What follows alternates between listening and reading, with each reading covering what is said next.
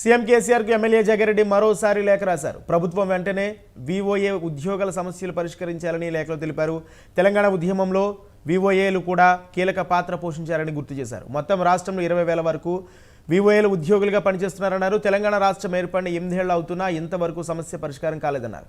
వెంటనే సమస్యలు పరిష్కరించాలని కోరారు.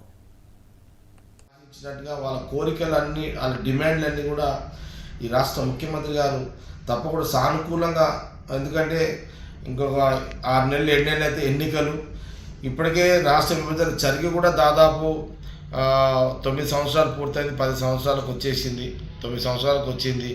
కాబట్టి మరి విభజనలో మన పరిపాలనలో, మన స్వయం పరిపాలనలో మన ప్రాంత వాళ్ళకు ఉన్న డిమాండ్స్ అన్నీ కూడా అంచెలంచెలుగా నెరవేర్చాలనే దాంట్లో ఇది ఒక ప్రధానంగా ఉన్నటువంటి ఇదొక డిమాండ్. కాబట్టి రాష్ట్ర ముఖ్యమంత్రి గారు మరి వారు వివోఏలకు సంబంధించిన ఈ 3-4 డిమాండ్లని త్వరగా ఈ ఎన్నికల్లో వచ్చే ఈ 2-3 నెలల లోపలనే వాళ్ళ డిమాండ్లను కూడా నెరవేర్చాలని నేను రాష్ట్ర ముఖ్యమంత్రి గారు కూడా లేఖ రాయడం కూడా జరిగింది.